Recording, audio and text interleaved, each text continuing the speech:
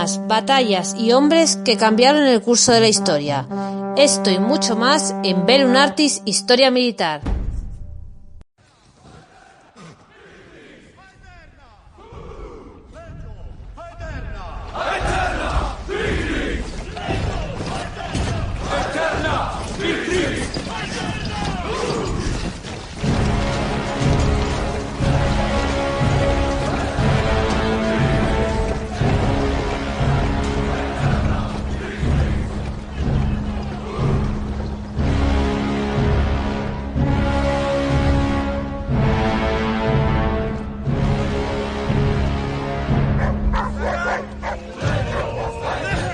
No puede quedar duda alguna de que Arminio liberó Germania. Otros reyes y generales habían desafiado a Roma, pero cuando su estado todavía era joven. Arminio lo hizo cuando Roma se encontraba en el apogeo de su poder. Las batallas no fueron decisivas, pero nunca fue derrotado en la guerra. Tácito, Anales 288.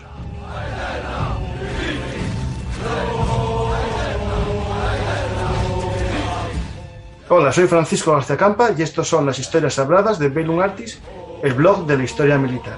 Hoy viajamos en el tiempo a la antigua Roma para conocer la crónica de un desastre, la batalla de Teutoburgo, el año 9 después de Cristo. Para este viaje contamos con la ayuda de nuestro amigo Federico Romero. Hola Federico, ¿qué tal? Hola, ¿qué tal Francisco? ¿Cómo estás? Bien, bien, aquí volvemos a estar juntos.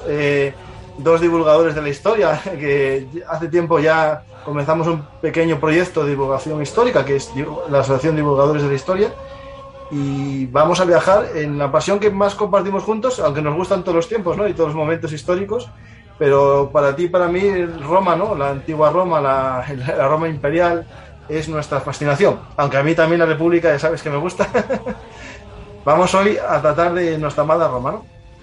Sí, vamos a dejar esta vez a los espías del siglo XVIII, vamos a dejar los viajes romanos al corazón de África y vamos a viajar a los fríos y húmedos bosques de Teutoburgo. Al corazón de la selva de Teutoburgo. Al corazón de Germania. Uh-huh. Sí, de hecho, en esa zona que estamos en Teutoburgo, esa zona por ahí, también sería la que después Carlomagno entraría para destruir aquel famoso poblado de los germanos y tal, que consideraban sagrado. Estos bosques tenían muchos elementos mágicos o sagrados para los pueblos germanos, que después hablaremos exactamente qué son los germanos, porque no es algo que, digamos, se puede hablar de una unidad, sino de una definición un poco abstracta o genérica de unas poblaciones, ¿no? Sí, es una denominación genérica para denominar una serie de tribus que están al otro lado del Rin y que realmente nunca se comportaron como nación, ni siquiera entre las propias tribus que componían esta denominación, ¿no? Incluso muchas veces dentro de la misma tribu había facciones enfrentadas entre ellos, ¿no? Una realidad muy, muy, muy compleja y muy fragmentada. De hecho, podemos unir un poco para hablar de un proyecto en el que yo estuve invitado, pero cosas del tiempo y cosas a lo mejor un poco de la dejadez, al final no te hice caso y no participé, que fue la novela, digamos, coral. Urbe Condita, la Roma de la Gens Valeria. La Gens Valeria, que es una vida de una familia romana y cada capítulo está escrito por un divulgador, un novelista, que trata de explicar la historia de Roma en relación a esa familia, ¿no? Sí, a las vivencias que esa familia a lo largo de la historia va viviendo. Además fue una experiencia muy satisfactoria. El libro ya va por la segunda edición. Los beneficios se han donado a una asociación cultural que lleva ya años defendiendo al puente de Alcántara del abandono, y la verdad es que fue muy bien acogida tanto por el público como por la crítica. Y la feria del libro de este último año, pues la verdad es que ha sido un placer, ¿no? Con tanta gente que venía a que le firmáramos ejemplares de ese libro. Así que nada, si quieres, si no te parece bien, podemos ir entrando en lo que fue la batalla de Teutoburgo y plantearnos por qué hablamos de tantas cosas. Realmente es justo una pregunta que me están haciendo en directo, que uno dice, ¿sí? Si se marcha la conexión y no podemos verlo, ¿es tan importante esta batalla o fue tan decisiva? Yo dije que eso era casi spoiler contarlo ahora, pero podemos dar un poco la importancia que tuvo, digamos, yo creo que más para la moral de Roma, ¿no? No en sí. Sí, efectivamente, porque hablamos de esta batalla y no de otras, ¿no? Que a lo mejor fueron más significativas y que tuvieron más trascendencia histórica. Porque realmente la batalla de Teutoburgo, pues no fue un simple revés militar, fue un desastre desde varios puntos de vista. No solo supuso la desaparición completa de casi 3 legiones romanas, fue la primera gran derrota a la que el jovencísimo Imperio Romano, dirigido por Augusto, pues debía de enfrentarse. No nos olvidemos que en el mundo antiguo y en Roma en concreto no escapa esta norma. Las victorias militares son básicas para legitimarse en el trono y esta derrota no era ninguna buena noticia para la imagen que Augusto pretendía dar ante el Senado y el pueblo de Roma, ¿no? Tenemos a tener la imagen de que el reinado de Augusto, ¿no? Pues es un periodo de tiempo muy largo, muy estable, en el que no hubo tensiones internas, en el que todo fueron victorias o paz, y no es así. Augusto tuvo serios problemas tanto dentro de su familia como fuera, y mucha gente pagó con su vida oponerse al sistema político que él pretendía imponer en Roma, ¿no? Tanto dentro como fuera de su familia. Uh-huh. Entonces, bueno, hasta ese momento Augusto venía de obtener victorias. La última había sido en Tracia y la batalla de Teutoburgo desde luego no fue ninguna buena noticia. Esa derrota no fue ninguna buena noticia, para empezar porque desató el pánico, ¿no? La gente tenía miedo de que derrotadas las fuerzas romanas y con solo 2 legiones en la frontera del Rin, el siguiente paso fuera las Galias. No, lógico, y a ver, no sería la primera vez que los romanos temiesen una llegada de pueblos germanos, ¿no? Es decir, los pueblos germánicos, o lo que ellos llamaban germánicos, porque se puede decir que realmente la diferencia a lo mejor entre los habitantes de la orilla izquierda o la derecha del Rin era muy insignificante, es decir, casi, aunque es cierto que a lo mejor los pueblos galos, ¿no?, frente a los germanos, se consideraban entre ellos un poco más civilizados los galos, ¿no?, que los germanos, e incluso a lo mejor, por ejemplo, las crónicas clásicas hablan un poco de esa cultura superior entre los galos frente a los germanos, que hablaremos después cuando lo comente, y citaré algún texto clásico. Estos pueblos germanos para los romanos suponían el culmen de la barbarie, es decir, esto ya pasó en las famosas invasiones de los cimbrios y los teutones, que mi Cayo Mario, mi libro que escribí sobre Cayo Mario, el tercer fundador de Roma, habló sobre las invasiones de cimbrios y teutones que llegaron a generar en Roma la psicosis de la destrucción, es decir, había estado muy cerca con Breno, que era un galo, pero cuando los cimbrios y teutones en el Alesio, ¿no?, destruyeron a varias legiones, a 2 legiones completas, y después destruyeron a todos los pueblos de la Galia y volvieron a Roma. Esto es muy largo, tengo un programa sobre las guerras de los cimbrios. Todo eso generó en la mente romana, ¿no?, que se salvaron una vez de la destrucción gracias a Cayo Mario, gracias a sus mulas, ¿no?, a su ejército, y ahora, si desaparecen las 3 legiones, caen las 3 águilas, es decir, las 3 águilas fueron tomadas, ¿no?, con ellas, y esas 3 águilas simbolizan la legión, y es un invento, ¿no?, o un añadido que también introdujo Cayo Mario en los ejércitos romanos. Claro, ¿qué nos queda para defender Roma? Es lo que se preguntaban ellos. Entró en modo pánico, ¿no? Expulsaron a todos los germanos y a todos los galos de la Guardia Imperial, pues acaso cambiaban de bando justo en la invasión. Es decir, había un pánico, claro, de que digamos que el ataque no fuese un ataque defensivo, que Arminio no solo quisiera crear un reino de germanos, ¿no?, sino que lo que quisiera fuese expandirse, que realmente no sucedió así, no hubo tampoco un intento. Tal vez porque en el imaginario colectivo de la sociedad romana estaba ese miedo, ¿no?, al que habían pasado hace no demasiado tiempo con Mario, ¿no? Y tal vez tenían miedo a que, tanto por el sur de Germania, a través del rey marcomano Marbo, o a través de la Galia, pues acabaran llegando a Italia, ¿no? La realidad luego demostró otra cosa y hablaremos ahora más adelante, no quiero hacer spoiler de cómo fueron las cosas, ¿no? Sí. Creo que si parece podemos ir pasando a analizar un poquito cómo fueron las fuerzas que participaron de un bando y de otro, ¿te parece? Vamos a ir entrando y también yo añadiré cosas y a lo mejor hago algún texto que tengo aquí ya buscado clásico. Y cuidado que luego te critican por interrumpir. No, eso ya estoy acostumbrado, pero esta vez interrumpiré con conocimiento. Muy bien. Es cierto, sí, estoy acostumbrado. Vamos a ver qué legiones fueron las que lucharon. Fueron 3 legiones romanas, ya lo hemos comenzado. La 17, que tenía su campamento en Novaesium, que es la actual Neus. la 18, con sede en Castro-la-Vetera, que es la actual Santem, y la 19, que tenía su sede en Colonia. A estas 3 legiones hay que añadir 6 cohortes auxiliares y 3 alas de caballería. Se calcula que eran entre 15 a 20.000 personas. Hay muchísima polémica, muchísimo debate entre los historiadores con respecto a los números de Teutoburgo. Yo siempre trato de quedarme un poquito en las cifras más intermedias, sobre todo porque me parece razonable que, teniendo en cuenta que las legiones habían dejado parte de sus componentes como guarnición en los cuarteles de invierno y en algunos fuertes que fueron creando, diseminándolos por el territorio como guarniciones de control y vigilancia, pues las legiones no iban a estar tampoco completas. Además, a esta cifra de combatientes tenemos que añadir los varios miles de civiles romanos que siempre seguían a las legiones. Los mercaderes, las prostitutas, las familias de los legionarios, los taberneros, que inevitablemente siempre iban detrás de las legiones, ¿no? En total, podemos decir que las fuerzas romanas, además, se enfrentaron a una confederación de pueblos germánicos formadas también por otros 15 o 20.000 guerreros. Las fuerzas debían de estar bastante equilibradas. Fundamentalmente fueron queruscos, brúcteros y angrivarios.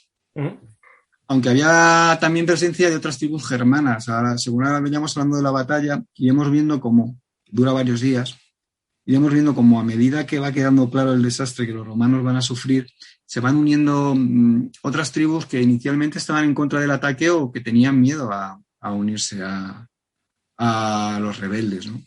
Entonces, pero fundamentalmente fueron los queruscos, los brúcteros y los angrivarios.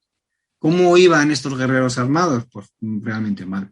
Iban con escudos de madera o mimbre, jabalinas, hachas, lanzas, y solo en el caso de los nobles y de los guerreros más profesionales, pertenecientes a bandas reales, a caudillos, pues podemos encontrar algunas cotas de malla, cascos de bronce y espadas. Ahí, Federico, voy a empezar las introducciones ya. Voy a leer un texto de Tácito, de los Anales, que explica un poquitín estas armaduras, ¿vale? Ok.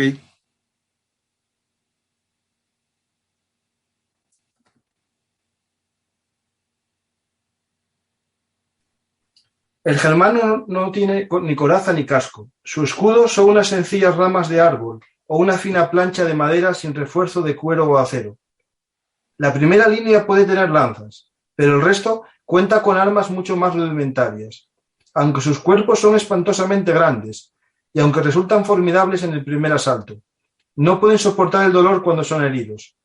Si se produce un desastre, olvidan cualquier orden divina o humana y huyen del lugar sin prestar la más mínima atención a sus jefes. Ni siquiera se sienten avergonzados por comportarse de este modo. Aquí tenemos una visión que tenía un romano sobre los germanos, pero me choca y no es muy similar a la que tenían en época de Cayo Mario sobre los cimbros teutones. Es decir, los romanos en aquel momento los veían como unos hombres fuertes, fieros, y que, digamos, luchaban por el honor. Y de hecho, cuanto más estudias la cultura germana, es cierto que para los romanos no luchaban en formación, no luchaban en su forma cerrada de formación, pero esto que dice aquí, que eran cobardes y huían a la primera herida, no es cierto. Ellos buscaban en el combate el honor o la virtud, ¿no?, de su forma de guerra. Y por lo tanto era lo contrario, buscaban el combate individual, no huían del combate. Tal vez lo que responde es a una visión despectiva normalmente del romano, del griego hacia el bárbaro, ¿no? Y sobre todo a la incapacidad que efectivamente tenían para combatir en bloque, para combatir en equipo, porque realmente eran excelentes combatientes, pero a un nivel individual, más que colectivo. De hecho, hablando un poco, ¿no?, para que la gente conozca al soldado, cuando hablabas de que iban, bueno, un poco armados con armadura, aquí es cierto, es decir, la cota de malla, que es un invento celta, y los germanos la empleaban, era solo limitada a la alta nobleza, ¿no?, es decir, a las personas con mayores... por el coste económico que tenía. Coste económico, sí. Bueno, y también hay que tener en cuenta una cosa, que es que en la guerra antigua el saqueo era muy habitual. Por lo tanto, un soldado veterano de muchas guerras iba haciéndose una panoplia, ¿no?, capturada de los enemigos. Y en estos pueblos germanos, si durante mucho tiempo solo combatían entre ellos, la realidad es que no podían enriquecer el botín. Por eso su botín era muy, muy escaso. Y una cosa que... Dime. Una cosa que es muy interesante de los germanos, al igual que de los celtas, es que o luchaban muchas veces al pecho descubierto, solo con pantalón, o luchaban desnudos, ¿no? Eso es muy habitual. Se pensaba a veces que era una especie de construcción artística, una especie de simbolización de la barbaridad, luchar desnudo, pero la realidad es que cada vez más los teóricos defienden que sí que era cierto, que era bastante habitual, desnudos o con poca ropa, por un tema que es las infecciones, ¿no? Cuando tú luchas con telas, en los cortes, se puede producir más fácilmente una infección. Por lo tanto, ellos descubrieron de alguna manera eso y tenían también, digamos, una especie de higiene de combate. Incluso los pueblos celtas y también algunos germanos que se pintaban de color azul la piel, era porque eso servía también como una especie de antibiótico, desinfectaba la piel en caso de corte. Por lo tanto, todo tiene su porqué. Y ellos, digamos un poco para comprender la concepción de la guerra, ellos consideraban que los dioses funcionaban como una especie de armadura, les protegían de los daños. Por lo tanto, sería un insulto a sus dioses ponerse armadura. Por lo tanto, combatían porque ya tenían la defensa de su tótem, en sus escudos o en algún sitio llevaban tatuado un animal, que era un animal totémico, y eso les defendía de los golpes. Por lo tanto, era todo algo que hay que entender cuando se ve la concepción de la guerra. Es decir, no luchaban desnudos porque estuviesen tontos, o fuesen locos, sino porque vieron unas ventajas y también tenían unas creencias. ¿Vale? Claro. Supongo que también los años que estuvieron después de la conquista de la Galia de César les quitaron, en cierta manera, el Hitler, a través del cual poder realizar esas acciones de rapiña y cogiendo también más equipamiento, más riqueza. En cierto modo, Roma les estaba haciendo la puñeta de una manera bastante considerable, y sobre todo obligándoles a pelearse entre ellos en vez de ir a la Galia, que era mucho más rica, ¿no? Y de hecho, las pinturas que dices, es curioso cómo eso permanece luego a lo largo del tiempo, y se puede observar también en las narraciones que hacen los historiadores en la Britania de la época de Adriano o de Septimio Severo, ¿no? Hablando de los pictos y de cómo van pintados, que narran exactamente lo que tú estás diciendo, o incluso cómo eso pervive ya en época vikinga con los famosos berserkers, que también combatían desnudos y pintados de azul. Curioso. Efectivamente, porque el azul tiene esa cualidad, ese tinte que se usa, no me acuerdo cuál es el nombre. ¿Qué tinte es? ¿Sabes qué mineral es? No, pensé que es un mineral en polvo. Es un polvo, no me acuerdo cuál es. Tiene una efección de desinfección. Es decir, sirve como... Bueno, pues le ponemos deberes a los escuchantes. Que lo busquen ahora mismo. De hecho, hace años escribí un artículo que invito a la gente a leer, que se llama Los Gesatas, los guerreros celtas nudistas, en el que hablo de este tipo de soldado que luchaba desnudo, ¿vale? Explico todo ahí. Si es un día, a lo mejor hago un breve artículo sobre ellos.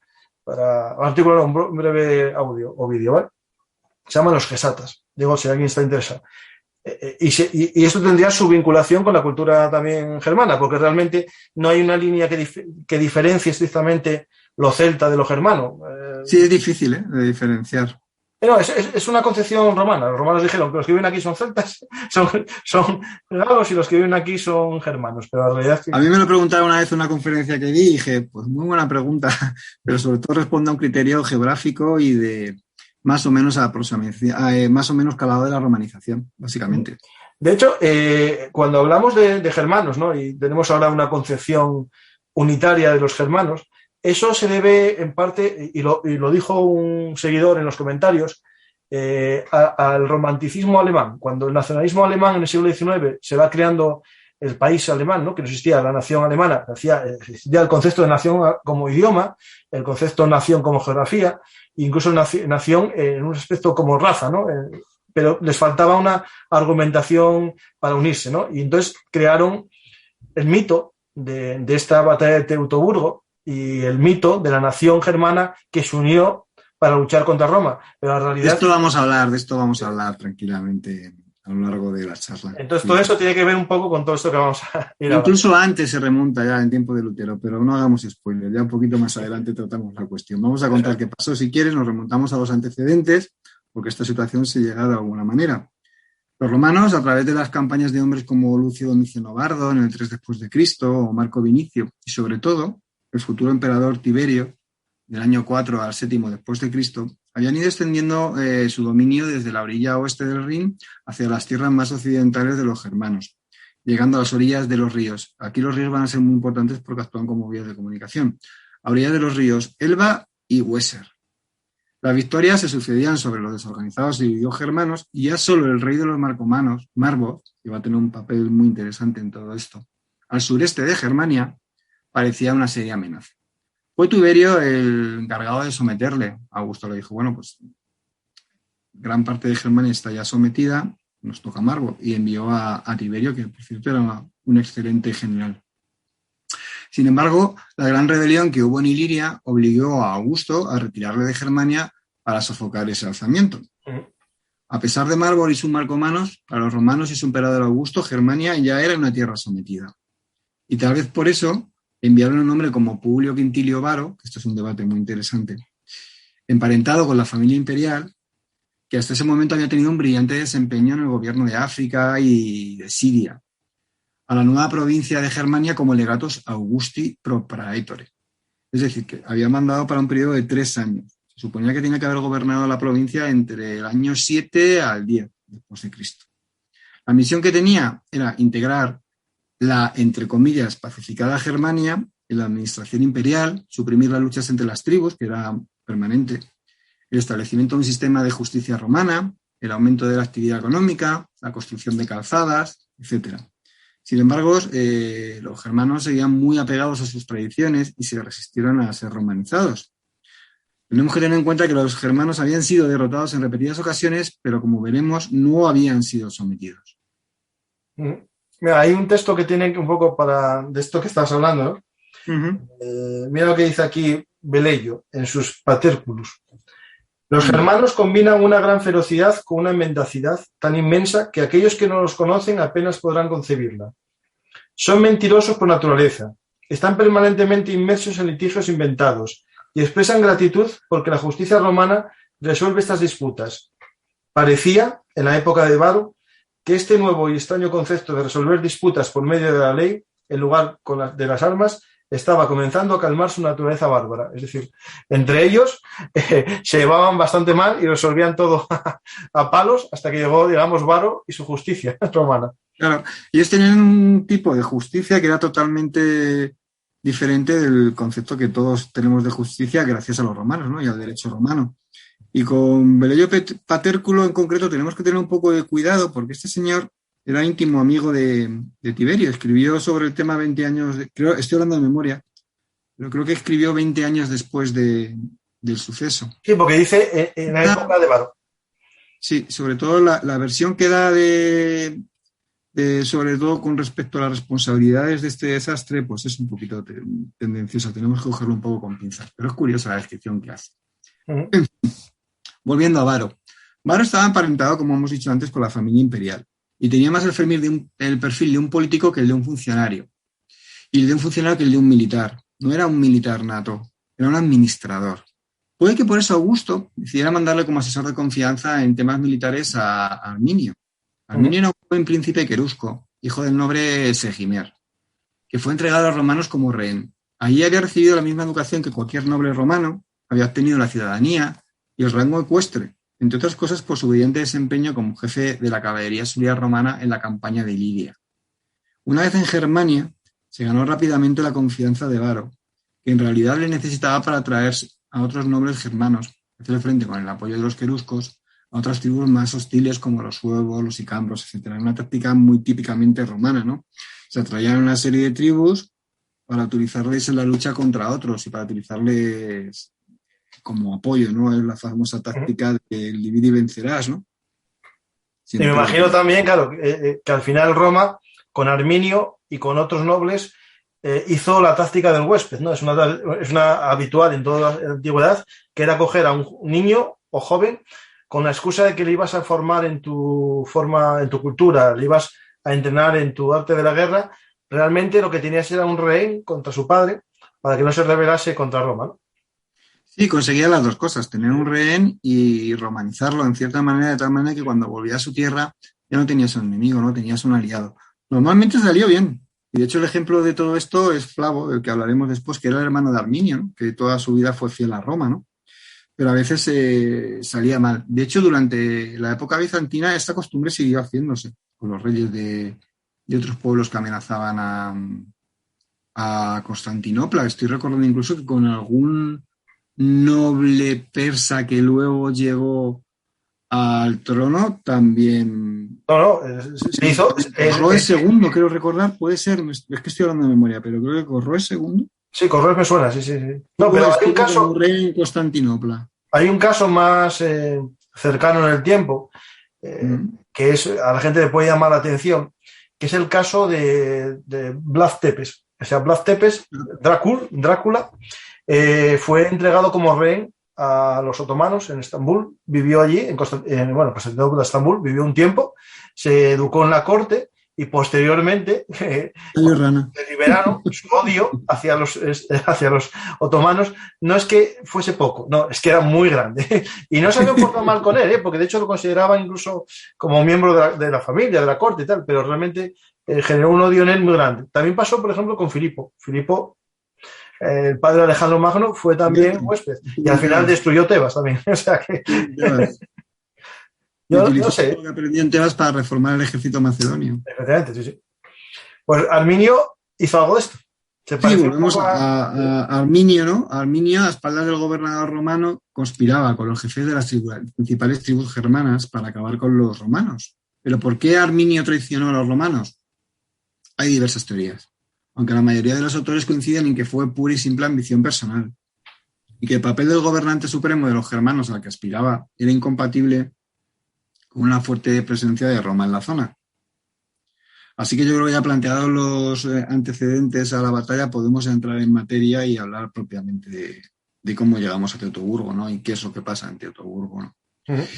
¿Cómo fue posible que los germanos acabaran con casi 3 legiones? Bueno, Varo reunió el ejército en Castra Vetera a principios del 9 después de Cristo y cruzó el Rin con rumbo hacia el río Lippe. Después se aprestaron a penetrar en lo que ellos llamaban el Barbaricum, es decir, el territorio, a mí me encanta esta expresión, la de Barbaricum, que era el territorio no dominado permanentemente por Roma. Antes se preocupó de ir dejando guarniciones en diferentes fuertes a lo largo de su ruta. Se pasó el verano administrando justicia, mediando entre los diferentes conflictos que había entre las tribus, y a la llegada del otoño, como todo parecía en orden, ordenó a sus legiones que se preparasen para volver a los cuarteles de invierno, en torno a la orilla del Rin. Porque realmente, aunque tuvieran dominado prácticamente la mitad occidental de Germania, dejando algunos fuertes como el de Aliso y otro par de ellos, realmente la presencia militar romana en invierno desaparecía. Las tribus volvían a quedar un poquito a su libre albedrío. Era en verano cuando se administraba justicia, se recogían impuestos y todo. En fin, la columna de las 3 legiones con sus auxiliares y los miles de civiles que las seguían era enorme y su avance muy lento, tenemos que imaginarlo, 15 o 20 kilómetros diarios como máximo. Se puso en marcha el 7 de septiembre y ese mismo día Arminio informa a Varo de una falsa rebelión tribal en una zona cercana al camino de las regiones. Tan solo debían desviarse un par de días de su ruta para llegar a aplastarla con facilidad. Él tenía muy meditado el plan. Le pidió permiso a Varo para adelantarse con su caballería auxiliar y reconocer el terreno, lo que aprovechó para ir acabando a traición con todos los fuertes y destacamentos de los romanos que tenían. Nos lo tenemos que imaginar, ¿no? Pues imagínate que estás en un fuerte en medio del bosque germano y llega caballería auxiliar germana. Bueno, eso del bosque... Claro, del bosque central, claro. Lógicamente... Tenemos que entender, el oyente, que ahora toda Europa está un poco cambiada, ¿no? Es decir, cuando hablamos de bosques ahora parece que están como reducidos y que está en una zona que se puede esquivar, pero hay que entender que en la Alemania o la Germania del siglo I después de Cristo y en el siglo I antes de Cristo, casi toda Alemania era bosque, y un bosque natural, no es el bosque de ahora que está plantado en línea con los árboles perfectamente. Eso se ve en la película Gladiator, cuando hacen la escena primera, la inicial de la batalla épica, la que a todas a primera vista nos gusta, ¿no? Pero cuando te pones a analizar ese bosque por el que combaten y avanza a caballo, es un bosque moderno. Es un bosque moderno porque tiene los árboles en línea, y eso en la realidad no sería así.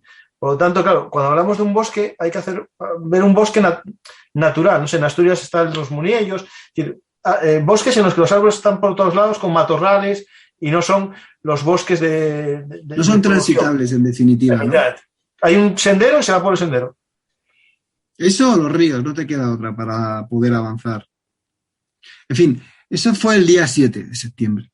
El día 8, ya en medio de la marcha, por terreno boscoso y pantanos, la columna fue sorprendida por una fuerte tormenta que fraccionó aún más su paso. A su alrededor comenzaron a concentrarse miles de germanos. Los brúcteros fueron los primeros en atacar la vanguardia de la larga columna. Y a continuación fue el centro de la columna la que sufrió la carga de los germanos, que habían escogido cuidadosamente el escenario muy cerca de lo que es el actual Calcriese, atrapando a los legionarios entre una zona tan pantanosa y otra zona con una fuerte pendiente fortificada. A costa de muchas bajas causadas por los proyectiles de los germanos, los legionarios pudieron por fin llegar a un terreno abierto, formar, rechazar a sus enemigos y construir un campamento donde los supervivientes pudieron refugiarse y pasar la noche. Entonces, vuelvo a la escena, creo que te pasé alguna imagen al respecto, a la escena de que os imaginéis, ¿no? Una larga columna de kilómetros, fragmentada, con las líneas de comunicación difíciles entre ellas por el fango, por las carretas atascadas en el camino. De repente entran en una zona en la que a un lado tienen una laguna impracticable y al otro lado tiene una fuerte pendiente que encima está fortificada, y que desde esa pendiente que está fortificada los germanos te arrojan casi sin riesgo para ellos, se dedican a arrojarles proyectiles. No pueden hacer otra cosa que seguir andando por esa trampa para tratar de llegar a un claro. Ahí perdieron muchísimos miles de legionarios, ¿no? Hasta que consiguieron llegar al claro, y claro, ahí ya lucha la romana. Y luchando los romanos no se les podía ganar. Aquí hay un texto de Dion Casio que nos puede hacer un poco ver lo que vivieron, ¿no? Pasaron por un bosque casi impenetrable. Había montañas puntiagudas y unas arboledas altas y densas. Incluso sin ser atacados, los romanos pasaron apuros mientras cortaban árboles y construían caminos. Y hasta tuvieron necesidad de puentes. Llevaban consigo muchos carros. Fue como si viajaran en tiempos de paz, pues de hecho, entre ellos había muchas mujeres, niños y sirvientes. Fueron muchos miles de personas las que acabaron muriendo, porque claro, los germanos tampoco iban a distinguir entre matar a un legionario o matar a un civil. Lo que se les ponía por delante, pues se acabó. Pasamos al día siguiente. Nada más amanecer, Varo, que todavía no se creía que había sido traicionado, envió mensajeros en busca de Arminio a reconocer el terreno. Varo aún no se creía que el querusco lo había traicionado, pero el día pasó y ninguno de los mensajeros volvió. Sabemos que estos mensajeros posiblemente sí que llegaron a Arminio, pero que cuando llegaron a Arminio los mató a traición. Eso era asumir la traición y pensar en cómo salir de ese infierno. Y para tener más posibilidades de escapar, deciden deshacerse de los carromatos y que todo aquello que no fuera esencial para la marcha fuera quemado en una enorme pira para que el enemigo no lo aprovechara, como un botín. Sí, lógico. Claro, lógico. Lógico. Se tomó a los civiles, dándoles de esta manera una oportunidad de defenderse y de luchar por su vida. Y se tomó la más difícil de todas las decisiones, dejar atrás a los heridos. Era imposible, transportando carretas, heridos y todo lo demás, moverse con la suficiente rapidez como para poder tener garantías de supervivencia, porque el Rin todavía estaba muy lejos. Aquí, Federico, entra el elemento en el que Roma, ¿no? Esto de la impedimenta, los suministros, los vagones de suministros, todo el sistema de suministros, siempre generó problemas en Roma, en primer lugar, primero por la necesidad de gente no armada, ¿no? Es decir, algo que Cayo Mario en sus reformas, ¿no?, había visto en Hispania, era que los esclavos de la legión eran necesarios limitadamente. Lo que no tenía sentido en una formación militar era civiles que hiciesen de cocineros, civiles que hiciesen de sastres, toda gente comerciante, mujeres que fuesen con la unidad. Al final, Varo no aplicó los conceptos básicos del ejército romano, que era que la propia guerra alimenta la guerra, ¿no?, y que el soldado romano llevase su propia comida. Es decir, ya al existir muchos carros, es porque no se está aplicando el concepto ese de la mula de Mario, ¿no? Es decir, ese concepto de que el soldado transporta todos sus alimentos, el contubernio con su mula transporta lo necesario para una unidad en campaña, unos 15 días, y con eso no haría falta todo ese sistema de vagones y todo eso. Y salvo que llevasen las máquinas de asedio, que me extraña en ese tipo de guerra. Aquí, contra Tal vez los ahí hermanos, está la cuestión, ¿no? En la gran parte del elemento civil en ese convoy, que realmente no estaba preparado para una campaña militar. Lo que habían ido era a pasar el verano en Germania, administrar justicia, administrar y volver. No era una campaña militar al uso de un ejército romano. Tal vez por eso iban tan mal preparados, no lo sabemos. No lo sabemos. Lo que sí sabemos es que justo antes de la madrugada del 10 de septiembre se ponen otra vez en marcha, abandonan el campamento hacia el oeste, con el objetivo de alcanzar la frontera del Rin, que lo veían como algo seguro, ¿no? Como el refugio, ¿no? Ante los ataques germanos, la columna se fragmentó y se desorganizó con rapidez. Los germanos, conocedores del terreno y muy armados a la ligera, se movían con agilidad en el frío y húmedo bosque. Ante la perspectiva del botín fácil, que es lo que comentaba al principio de la charla, el número de los atacantes no dejaba de aumentar y se unieron otras tribus reacias inicialmente a unirse a los planes de Arminio, como los catos, los caucos, los marsos, los usípetes, etc.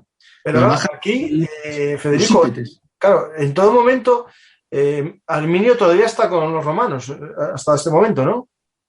No. Ya marchó.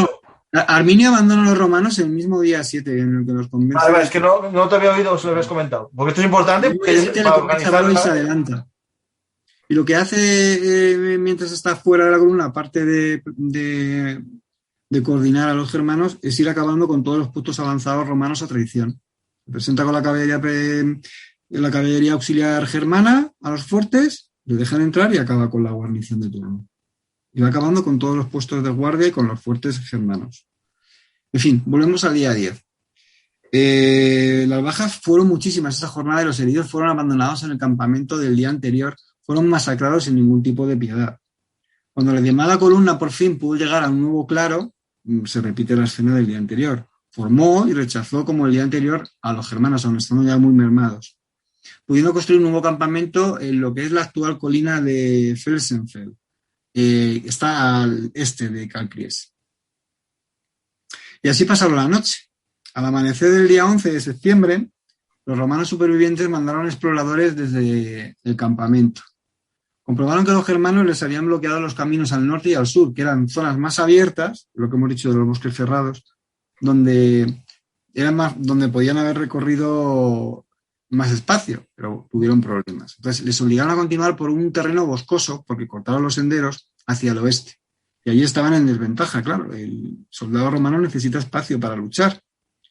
Aprovechando una terrible tormenta, salieron del campamento agrupados en dos grandes formaciones de unos 4.000 supervivientes cada uno. Estamos viendo que ya las fuerzas romanas han quedado reducidas en las 8.000 personas en total. El primer grupo pronto se encontró con el camino defendido por numerosos guerreros germanos que les lanzaban proyectiles desde una empalizada, mientras que el segundo grupo fue atacado por la caballería querusca. Muchos mandos, viéndose rodeados, optaron por el suicidio y otros simplemente se dejaron matar. Uno de ellos estaba liderado por uno de los grupos, por un tal Lucio Egio, y el segundo por otro oficial llamado Cejonio. Se piensan que eran los prefectus de la Legión 17 y 18. Uh-huh. El primero trató de negociar con los germanos, pero murió al ser traicionado por estos, y el segundo murió defendiendo el campamento al que se había retirado de nuevo. Pequeños grupos de legionarios y de civiles trataron de escabullirse por el bosque, donde en su inmensa mayoría fueron capturados y muertos. Solo algunos supervivientes llegaron a Castra Vetera, junto al Rin, y comunicaron lo sucedido a los oficiales que allí quedaban. Me estoy acordando de que uno de los supervivientes, quiero recordar, estoy hablando de memoria, fue Casio Querea, que fue fue la persona, el soldado que acabó con que planificó de la Guardia Pretoriana que planificó el asesinato de Calígula. Uh-huh. Curiosamente, fue uno de los supervivientes. Hay debate sobre el número de víctimas romanas totales entre civiles y militares. Adrián Goldsworthy deja la cifra entre 15 y 20.000.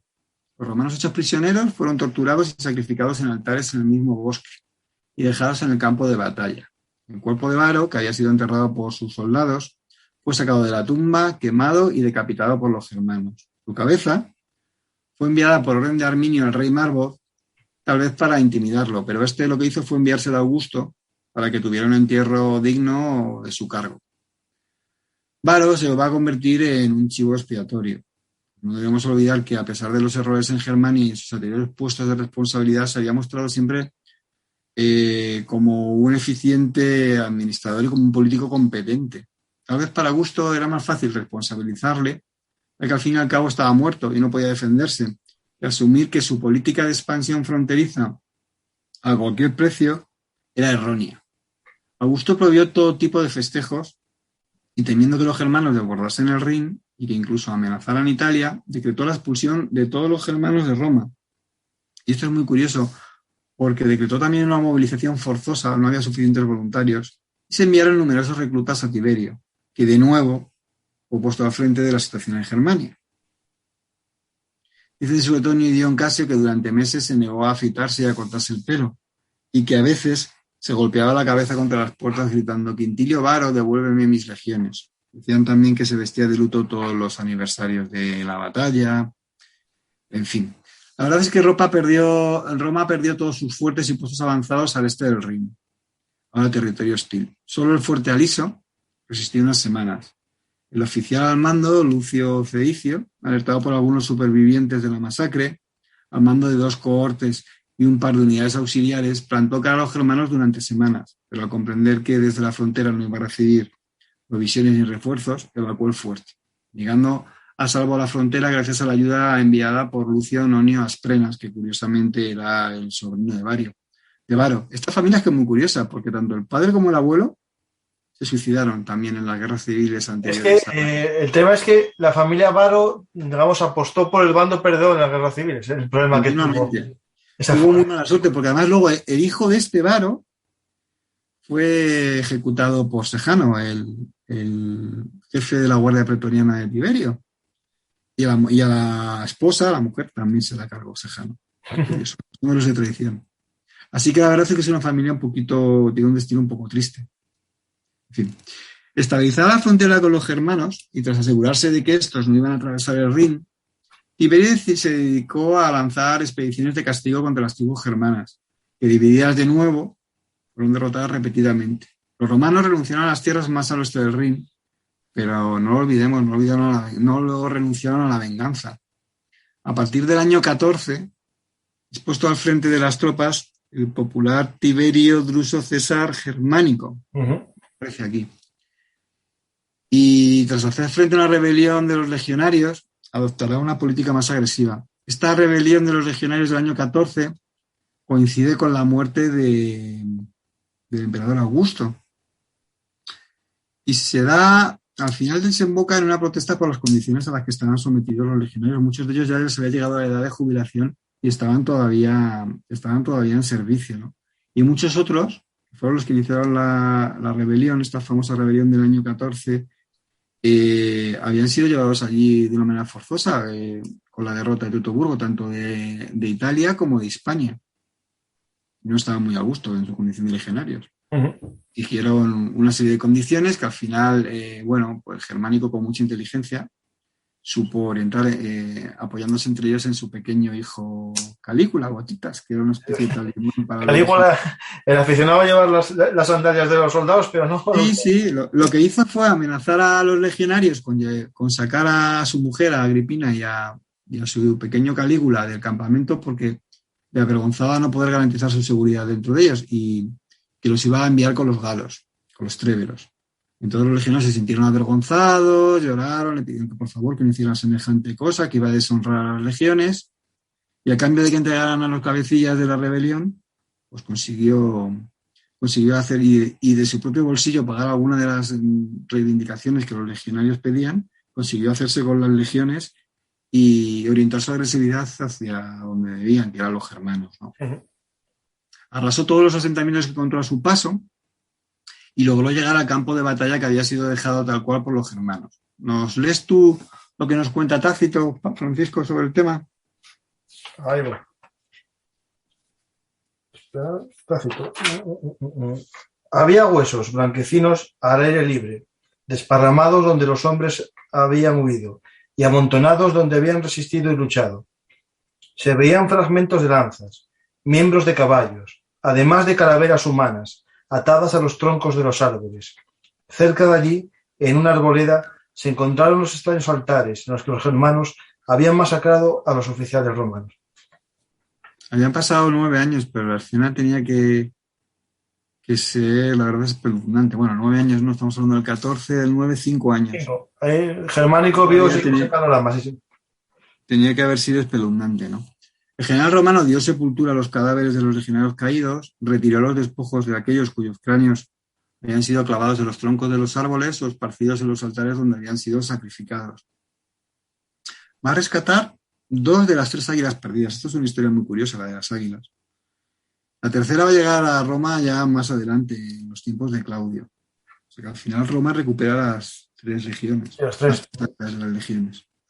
Un gran logro para el pisoteado orgullo romano. También capturó a Tusnelda, que era la esposa embarazada de Arminio, que será enviada a Italia, que por cierto también esta es otra historia muy buena, que luego a lo mejor en la serie, cuando si hablaban, nos da tiempo a hablar un poquito de la serie de Bárbaros de Nerfis. Sí, hablaremos un poco, sí.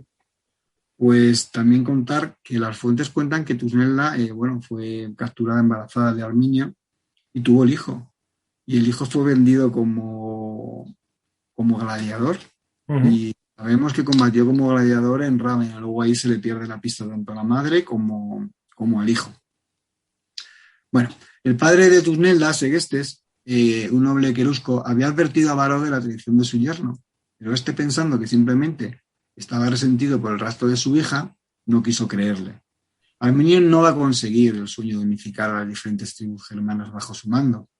Fue derrotado en 2 batallas por las tropas de Germánico y sus últimos años los dedicó a huir de los romanos hasta que el año 21, traicionado por los suyos, es asesinado. De hecho, en esa traición hay un relato de Tácito, cuando ya está de capa caída Arminio y está huyendo, que dice lo siguiente: encontré en los escritos de algunos senadores de aquella época que se recibió una carta del jefe a Jugodestrio. Prometía matar a Arminio si los romanos le enviaban veneno con ese propósito. Como respuesta, se le dijo que Roma se venga de sus enemigos en público, mediante la fuerza militar, no en la oscuridad a través de la traición. Muy bueno, ¿no? Sí, va un poco esa de que Roma no paga traidores, ¿no? Obviamente. Volvemos a su hermano. Hablamos de Arminio y que fue un traidor realmente a Roma y que, sin embargo, su hermano Flavo siempre se va a mostrar fiel a Roma y a su condición de ciudadano. Y va a acompañar a Germánico como oficial en sus campañas contra Claro, porque no sé si la gente lo oyó antes. Arminio había sido ciudadano romano, se había dado la ciudadanía y se le había dado el rango de ecuestre por sus acciones militares. Efectivamente. Y a su hermano igual. Uh-huh. En el año 19, muerto Augusto y siendo ya emperador Tiberio, se va a renunciar al control territorial directo de Germania por el enorme coste que suponía para el erario romano. Las tropas romanas se van a retirar definitivamente al Rin y se va a olvidar llegar al límite del río Elba y se comienza a hacer una línea de fortificación de toda esa zona que se va a llamar el Limes Renano-Danubiano. Uh-huh. Arminio, como conclusión, podemos decir que fracasó en su intento de gobernar a las tribus de Germania. Pero que no obstante, y hablando al hilo de lo que tú decías al principio de la charla, ¿no? 15 siglos después, ya va a ser usado por Lutero como símbolo de la oposición germana contra los dictados de Roma. Será, no obstante, la segunda mitad del siglo XIX, cuando el reino de... Aquí, hablando de Lutero, claro, me veo perfectamente la situación, ¿no? Claro. El emperador de Roma es Carlos V. El Papa. Y Carlos V también, como el Sacro Imperio Romano, ¿no? Claro. Entonces se oponían a eso, ¿no? Luego dice que va a ser, no obstante, la segunda mitad del siglo XIX, cuando el reino de Prusia, que lideraba el proceso de reunificación alemana, enarbolando la bandera del nacionalismo alemán, enaltezca la figura del caudillo germano como símbolo alemán opuesto a lo latino. En este caso en referencia a su rival, Francia, hacia donde curiosamente apunta la espada de la gran estatua que en su honor se levantó en Teutoburgo. Que a la gente que está en YouTube le voy a poner la estatua. Y una cosa que es muy interesante de esa estatua, lo voy a mostrar primero un segundito. Esa estatua gigante que sobresale sobre los árboles, es una interesante. Estoy aquí en una escena y después, un segundito, voy a buscar un detalle que tiene esta obra. A mí me hizo gracia eso de que la espada apuntara hacia Francia. Sí, pero lo más interesante es que sobre el pie, él está de pie erguido y uno de sus pies pisa un águila. Anda. Está pisoteando un águila que está fallecida en el suelo y está, digamos, aplastándola con su pie. El que lo pueda ver en YouTube está ahí claramente el águila pisoteada por Arminio. Y esta un poco es la historia de Teutoburgo, ¿no? Y la importancia que realmente tuvo, ¿no? Realmente esta derrota sí que cambió la historia para siempre, en el sentido de que le puso un límite territorial a la expansión romana en esa zona y que ya nunca más va a pasar de ese río Rin, ¿no? ¿Hay alguna expedición así como punitiva? Me suena una hasta el Elba que llega posteriormente. Sí, hay expediciones y de hecho el norte de Germania va a haber épocas históricas en las que esté controlado, la zona de que lo que hoy son los Países Bajos y Holanda y todo esto, que hay veces que va a estar controlado y veces que no por el Imperio Romano, pero lo que es el corazón de Germania, lo que está al otro lado del Rin, podrá ser objeto de expediciones, pero nunca de una ocupación, ni de una civilización, ni de una urbanización por parte de los romanos, que van a perder totalmente el interés, ¿no? Entonces, si quieres, y nos da tiempo, no sé cuánto tiempo llevamos ya de vídeo, porque a mí se me pasa el tiempo volando. No, tranquilo, si nosotros estamos bien, la gente también. Vale, estupendo.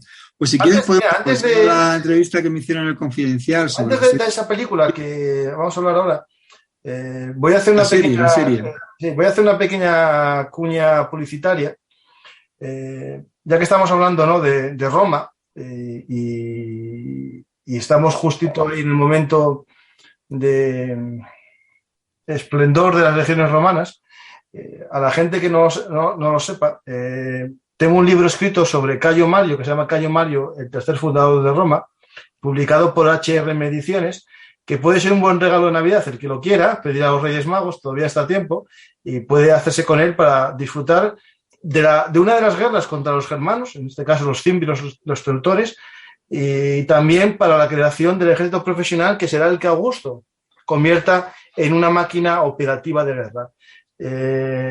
Lo digo porque se vincula muy bien con este programa, porque varias cosas que hablamos aquí, la logística se explica en el libro, se explica el surgimiento del águila como símbolo de las legiones romanas, porque fue también Cayo Mario su introductor, y yo creo que es un buen programa para hacer una cuña de mi libro, que no lo digo en todos, y en este yo creo que sí que es el momento de que la gente que no lo sepa, que se anime a leer Cayo Mario, el tercer fundador de Roma.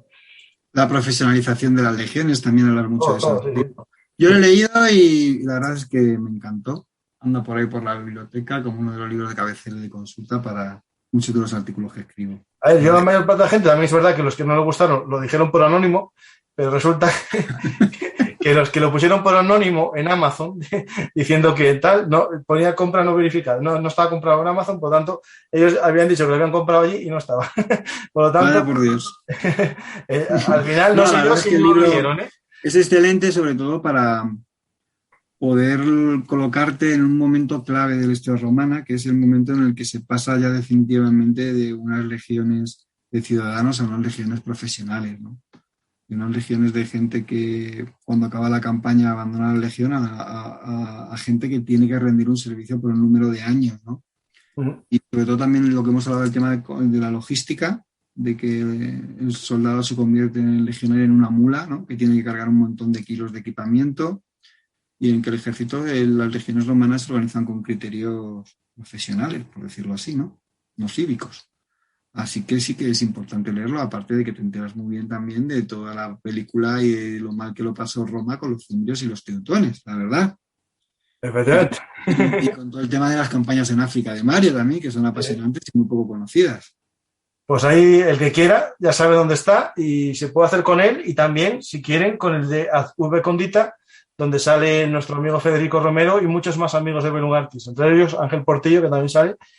Y podéis disfrutar. Sí, Ángel Portillo, precisamente, que es su última novela, la de Aliso. Sí. De hecho, estoy a punto. A la gente que se quedó en ese fuerte, ¿no? Es una historia de supervivencia que he reseñado en mi blog, en Historia Roma Antigua. Y la verdad es que es apasionante. Me bebí la novela porque, como siempre, tiene las dos virtudes de que están llenas de acción y es el único autor que tiene la capacidad de describirte los pensamientos de los personajes como si fueran romanos de ese siglo I después de Cristo. Es difícil porque Imaginar la mentalidad de la gente de aquella época, ¿no? Le resulta muy dura a la gente de ahora en muchos aspectos. Sí, sí. Me encantan sus novelas. No, de hecho, yo las novelas de él, de Ángel Portillo, me gusta que no hace presentismo. Es decir, no, ninguno, cero. La realidad es la que Roma. Si un paisano sodomiza a su esclavo, lo contaba porque la cosa era en Roma. Además, él te lo explica al principio de las novelas, que el autor no comparte para nada ninguna de las opiniones que los personajes pueden dar en la novela.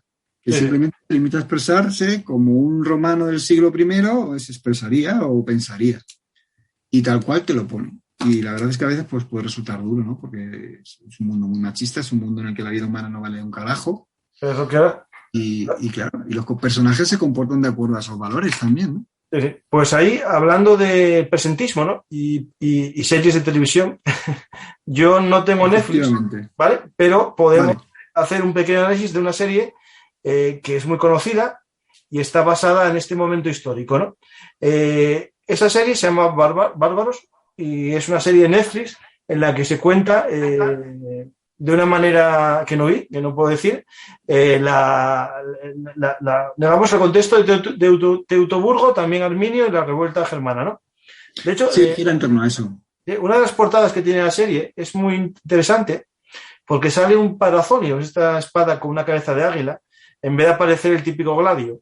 Mucha gente podrá ver la portada y pensará que es un arma germana o incluso que es un arma de fantasía, pero realmente es el Parathonio, lo que estoy poniendo en la imagen, que es como la carátula de la serie, y es el arma de los oficiales. Los tribunos y los legados lo tenían como símbolo de su estatus. Sí. Por lo tanto, es interesante. Imagínate lo que daría un bárbaro por hacerse con esa espada. Claro. Esa iba para Arminio. La tenía él. Bueno, pues sí, vamos a hablar un poquito de esta serie aprovechando la entrevista que me hicieron en Confidencial. Si nos quedamos con los titulares de lo que fue la batalla de Teutoburgo, bárbaros, no va a mentir al espectador, pero si bajamos al detalle, la historia cambia. Por ejemplo, yo cuando devoré los 6 capítulos de Bárbaros, me encantó la ambientación, pero empecé a profundizar sobre la historia real que retrató la ficción y me quedó la sensación un poco de que con los mimbres que tiene ese episodio histórico, la serie se toma demasiadas licencias en un guión que yo creo que no sería menos adictivo si se hubiese ceñido un poquito a lo ocurrido realmente. Te recomiendo que la veas la serie y que luego ya me comentes a ver qué te ha parecido. Yo estoy viendo una cosa que estoy viendo en la carátula, esta que sale, que hace de Varo, supuestamente, que tiene una cicatriz que le corre toda la cara con grapas. No, ese creo que es Arminio. Arminio, vale, ¿pero que es una cicatriz eso? Creo que sí. No, es una especie de pintura de guerra. Vale. Es que la serie tiene... Te recomiendo que la veas y luego ya... Vale. Porque es curiosísimo. Vas a ver cosas muy curiosas, muy bien hechas y otras bastante mal. Yo creo que no es necesario torcer la historia de esta manera. Que la historia en sí misma es muy atractiva y que, bueno, que la serie como producto de entretenimiento está bien, pero que no es adecuada desde el punto de vista histórico. ¿En qué falla? Creo que Bárbaros relata los hechos que condujeron a la batalla de Teutoburgo y se centra en 3 personajes como los instigadores de la revuelta contra la dominación romana en Germania. Arminio, Tusnelda y un tal Folkin apodado el Lanzalobo.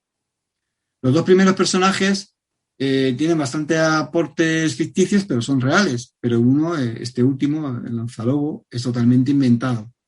Respectivamente, componen además un triángulo amoroso que yo creo que no aporta demasiado a la trama, aunque tampoco molesta. El problema que yo le veo a Bárbaros es que peca de una visión romántica del nacionalismo alemán, que se construyó en el siglo XIX, que hemos comentado antes, sobre el personaje de Arminio.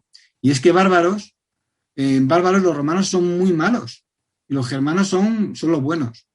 El guión da como una visión infantil del tema. Los bárbaros son gente un poco bruta, pero se les idealiza, mientras que los romanos son malos, son codiciosos. Coge un poquito el patrón de las películas nazis, que se ve, por ejemplo, también... Pero al revés, ¿no? Al revés.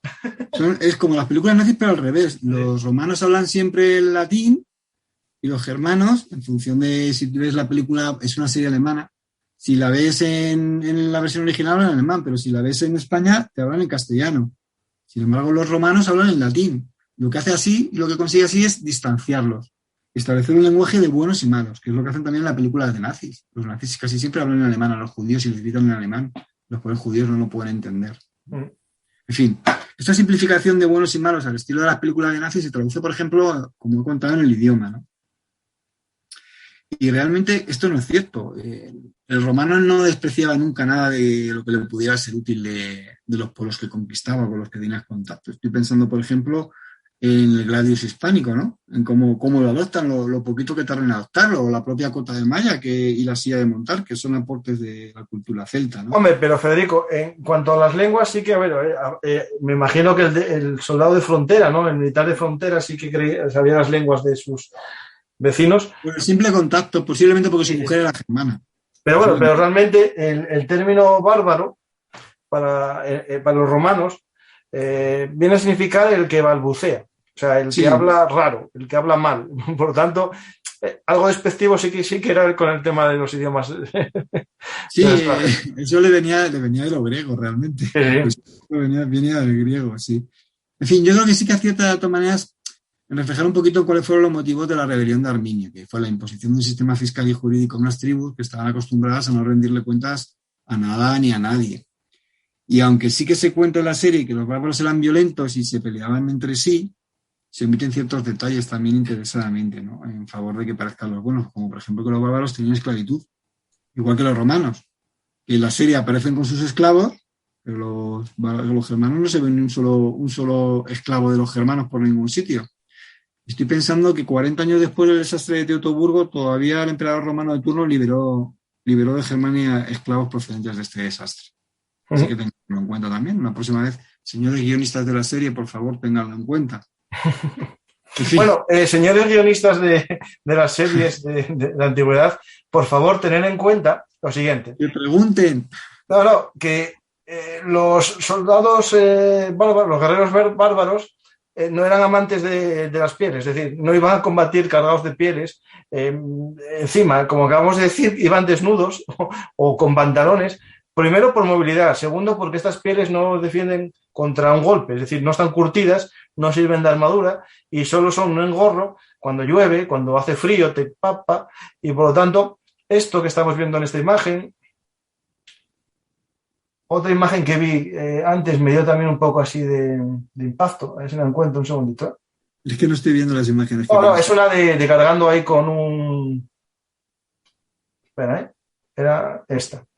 Que es un soldado romano, un auxiliar, que le cargan contra él uno que debe ser Arminio, sí es Arminio, porque va con armadura muscular, y después aparecen por ahí una serie de bárbaros cargados con pieles, pero con mantas de pieles, unos encima de otras, y bueno, la realidad es que eso no favorece el movimiento, ese soldado no podría luchar con todas esas pelambres que tendría él. Efectivamente. Eso es un fallo muy típico de las películas que quieren barbarizar. ¿Es cierto? Sí, equivale piel a bárbaro. Sí. Debe ser que nuestro imaginario esa imagen. Que cuando muestran escenas de la ciudad, de los pueblos, ¿no? Los muestran ya con prendas de lino, ¿no? Prendas un poco más ya cuidadas, que sí que son más correctas, pero lo de meter pieles por todos lados es algo que es muy típico de las producciones, y también, que no estoy viéndolo aquí, no quiero buscarlo. Los estribos de los caballos no faltan tampoco en estos... Bueno, eso ya, pues ya porque no sé. Pero hasta... por pasiva debe ser que a la hora de producirlas es que no quieren contratar a la gente que sepa cabalgar sin los estribos. Efectivamente, no, pero estaba buscando otro elemento que son las muñequeras de cuero, que las suelen poner en todas las películas últimamente de bárbaros, como... Bueno, bueno, ya hablaré de ello. La mujer Tunella, bueno, esto no tiene desperdicio, ahora podemos hablar, si quieres, seguimos hablando un poquito del tema y ya si encuentras algo lo comentas. Porque en Bárbaros Además nos cuenta que Arminio es un príncipe germano, de la tribu de los queriscos, hijo del rey Segimer, que fue llevado a Roma como precio a pagar por su padre para firmar la paz con los romanos. Pero la realidad fue bien distinta. Es que cuando Segimer es derrotado por los romanos, pacta con ellos y lucha junto a ellos. Y es él el que por propia voluntad manda a sus hijos, Arminio y Flavo, al que nombran en la serie, pero se olvidan completamente de él, a Roma. Pues que fuera Quintilio Varo el que en la serie se lleva a los hijos de Segimer, pues es que es imposible desde el punto de vista de la cronología histórica. Porque en Roma, Arminio se convierte en comandante y noble romano, pero en ningún momento se convierte en hijo adoptivo de Varo, que se sepa por las fuentes. que además en Bárbaros cuentan que el propio Publio Quintilio Varo, principal protagonista de la serie, gobernador romano en Germania, fue el que se llevó a los hijos de Segimer y los convierte en suyos propios, cuando eso es imposible desde el punto de vista de la cronología histórica. Más que nada porque Varo, en aquellos años, estaba gobernando en Siria y se marchó directamente allá a Germania, por lo que difícil lo tenía. Bastante. Cierta, por ejemplo, en el error de Varo al confiar ciegamente en Arminio hasta el último momento, ¿no? Y en que Arminio fue enviado a Germania como asesor germano de Varo. Y que el gran mérito de la figura histórica de Arminio fue el de unir, aunque fuera para una batalla, bajo un solo mando militar, a los germanos para luchar contra los romanos. Como repito, se vuelve a la división, ¿no? ¿Tienes alguna imagen ahí? ¿Estás viendo alguna imagen de Tusnelda en la serie? La chica guerrera, ¿no? Sí. Hola, de Tusnelda quiero hablar, porque Tusnelda es una noble querusca, hija del jefe Segestes. En la serie se la presenta como la líder popular de la rebelión, pues los germanos, por lo visto, no confiaban en Arminio, en la ficción. Y la representan en la serie, que a mí me ha hecho mucha gracia, como una mezcla de heroína, princesa, bruja, guerrera. Pero la realidad... y que no entiendo nada. Lleva bikini y el bikini... ¿Has visto? Lo pintan por encima. Bueno, pero si es porque no es bikini, quita el bikini, ¿no?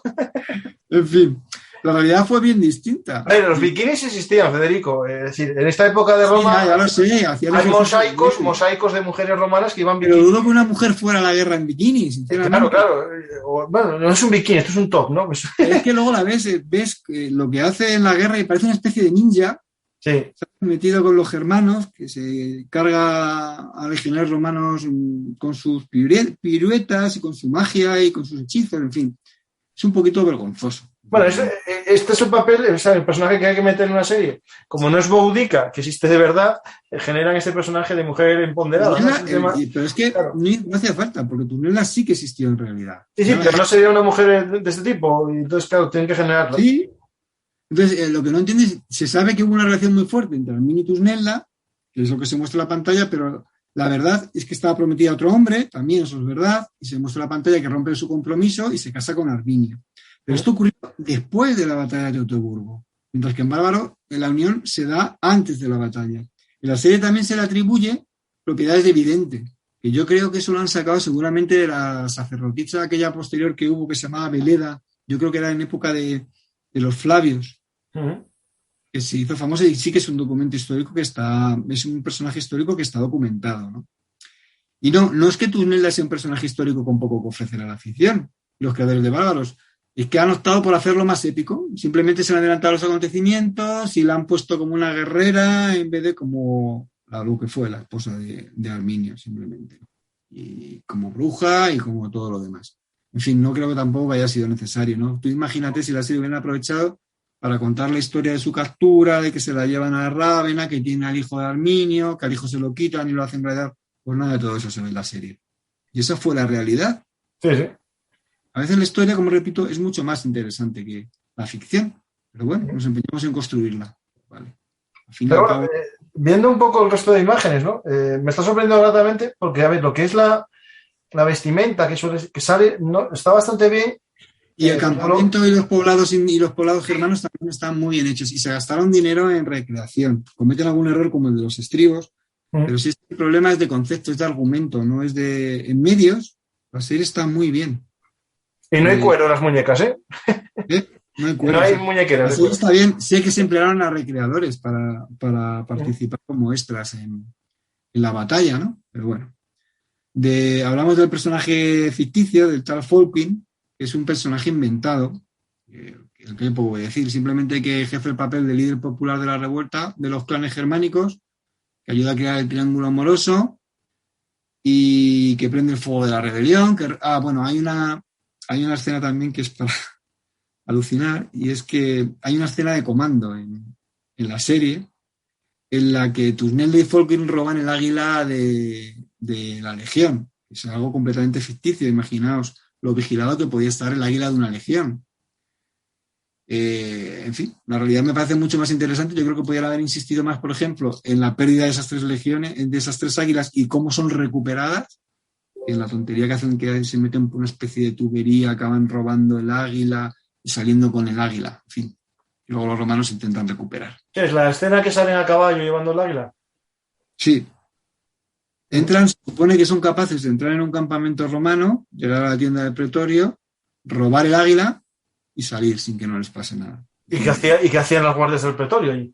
Nada, había 2 guardias. En la serie hay un par de guardias que están... No me acuerdo exactamente, pero vamos, me pareció ridícula la vigilancia que tenía Júpiter, porque realmente el águila lo que simboliza es a Júpiter. Imagínate. Bueno, claro, es lo más sagrado es lo más sagrado del campamento, que nunca sale del campamento. Sí. Y segundo, justo al lado está el tesoro de pues la aldea. Por 2 tanto, personas entran tranquilos, 2 hermanos además, entran ahí en plan comando, se lo llevan, vamos, como la película esta de espías de Casino Royale que entran a un casino y roban, o un banco, pues lo mismo. Roban y se la llevan tranquilamente, no pasa nada. Y no pasa nada además, se la llevan y a gusto y se entera. Y se lo roban justo antes de la batalla. De la batalla. O sea, que no ha perdido la batalla. Bueno, mira, mejor. Justo antes de la batalla le roban una de las 3, por cierto.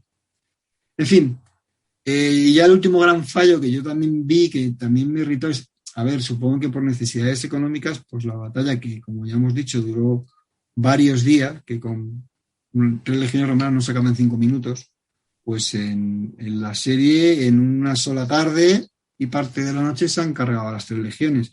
Y encima el momento culminante de la derrota, por lo visto es que hace una especie de aquelarre, se hacen una trampa a los romanos, llenan el suelo como una especie de petróleo y cuando los romanos están en ese claro con el petróleo los prenden fuego. Una vez que los prenden fuego los atacan.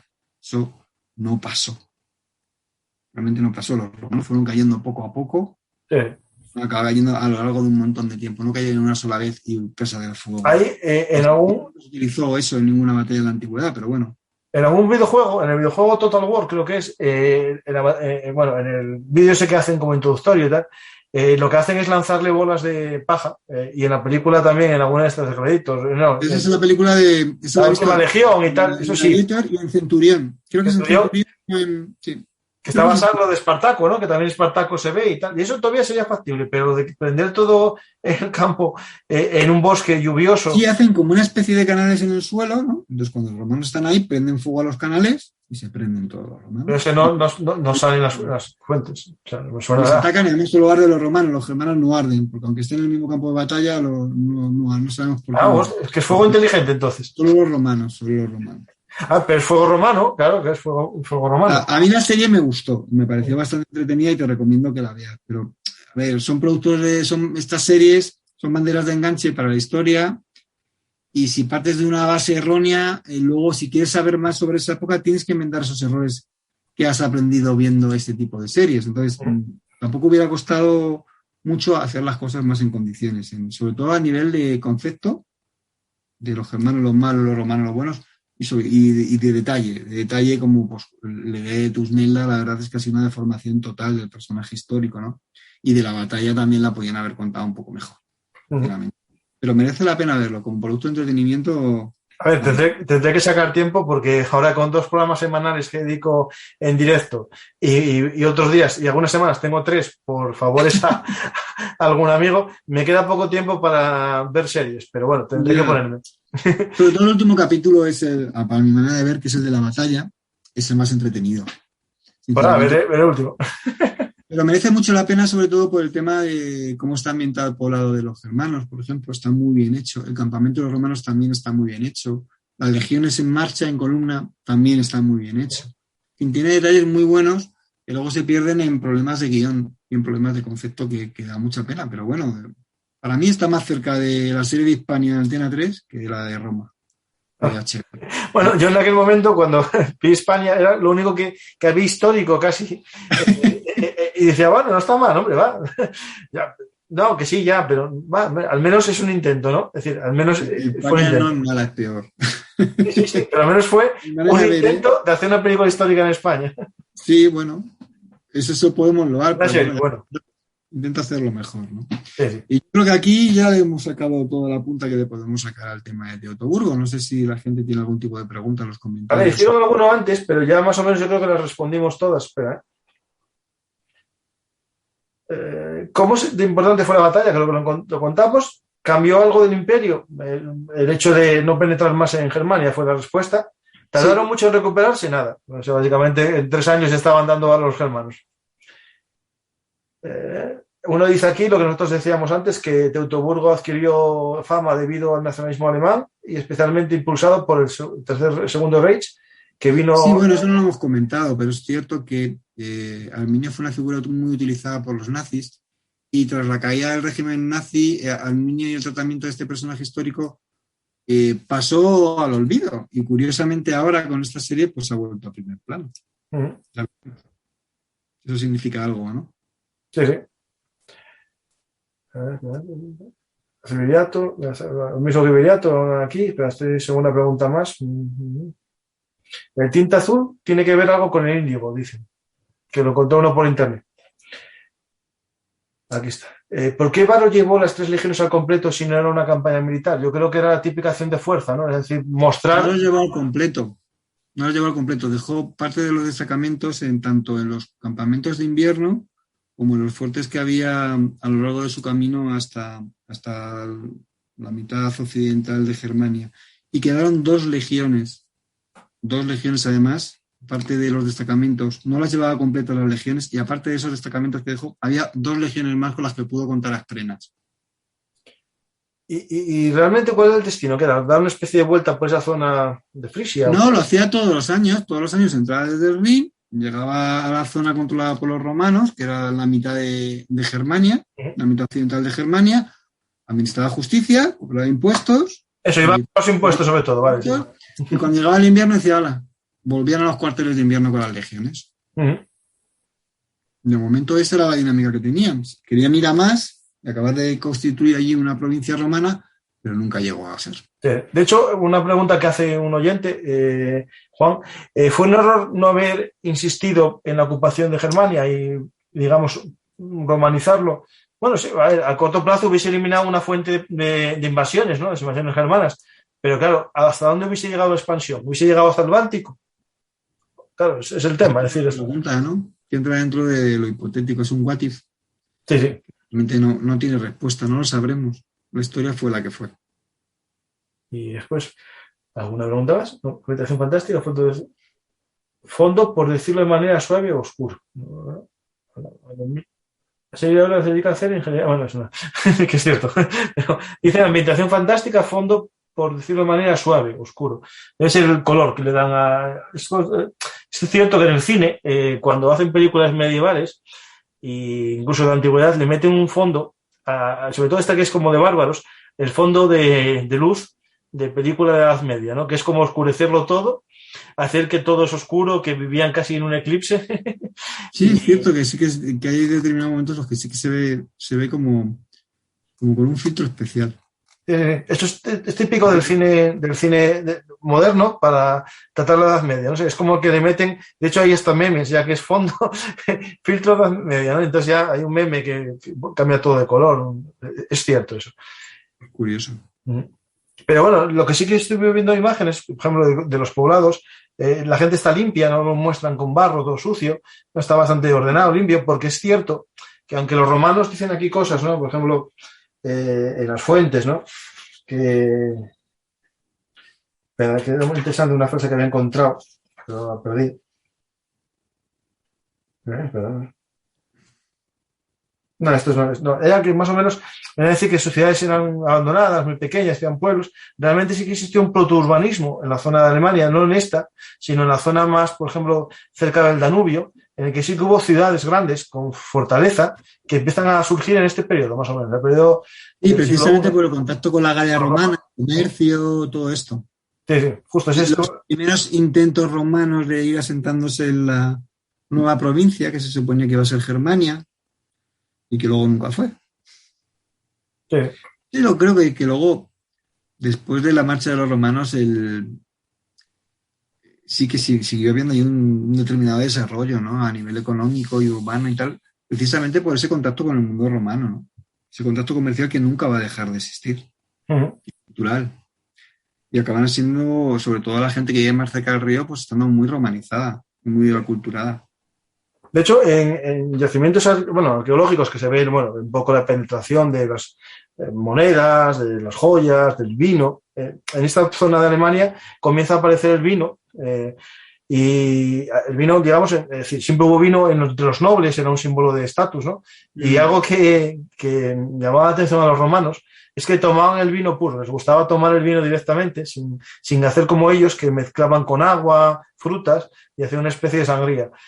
A los bárbaros les gustaba beberlo, digamos, en estado puro, porque claro, tenía más alcohol. Y eso es algo que a los romanos llamaba atención, pero que indicaba también que existían unas rutas comerciales, que existía un intercambio, que se penetraba muy lejos, ¿no? Y algo que también de esta batalla nos muestra la arqueología, ¿no? Y descubrió la arqueología fue, bueno, restos de la batalla, ¿no? Que ya más o menos aseguran que lo que decía la tradición como lugar del combate es cierto, fue ahí. Y, por ejemplo, a mí, una de las cosas que me gusta de esta batalla es que, voy a buscarla para que los oyentes lo vean, espera, Se encontró una máscara facial de un jinete, de caballero romano. Y luego también se encontraron los primeros fragmentos de una armadura segmentata que se conocen en Calclesa. Precisamente de restos de esta batalla. Entonces mucha gente dice que, claro, que es que las armaduras segmentatas hay que empezar a datarlas a partir del año 9 después de Cristo, que es la fecha de Teutoburgo. Pero bueno, también tenemos que pensar que aunque no tengamos restos anteriores, ese modelo no cayó del cielo. No, si estaba ahí, estaba en el 8 por lo menos. Existía anteriormente. Claro, estaba en el 8 por lo menos.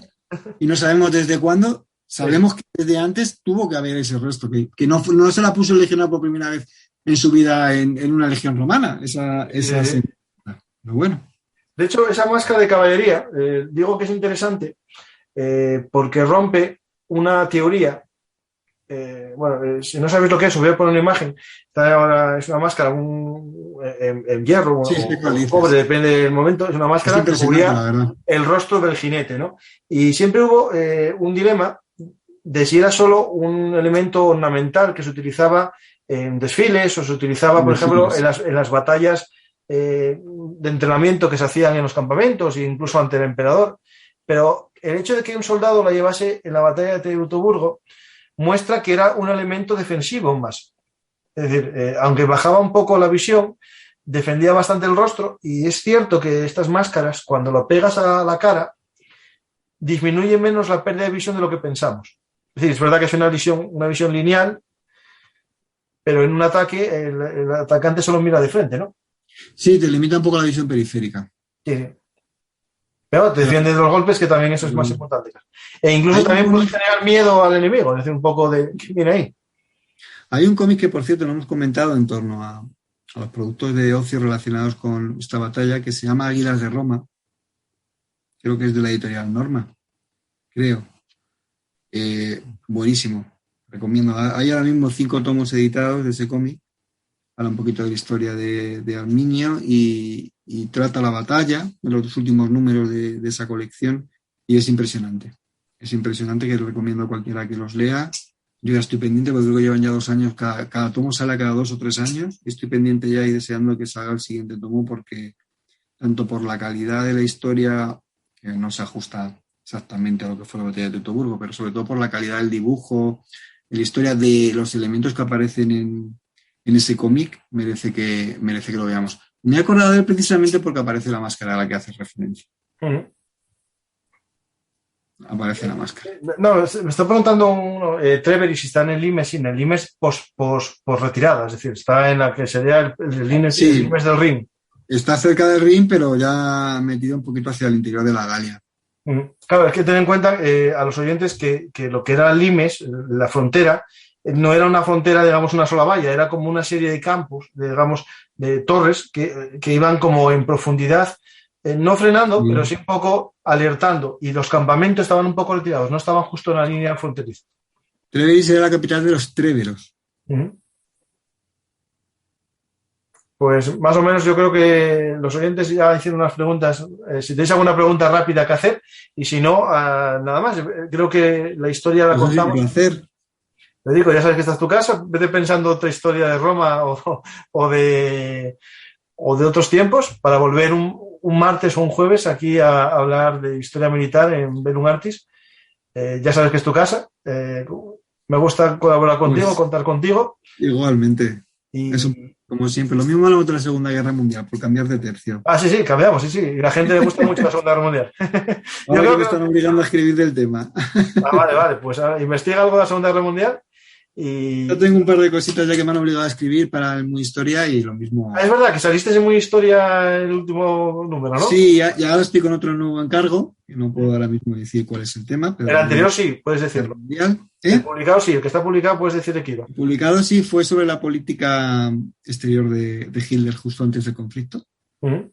Y el número especial era sobre Polonia, sobre el inicio de la Segunda Guerra Mundial. Y la verdad es que es espectacular. Recibí hace unos días el especial para coleccionistas y tiene formato de libros.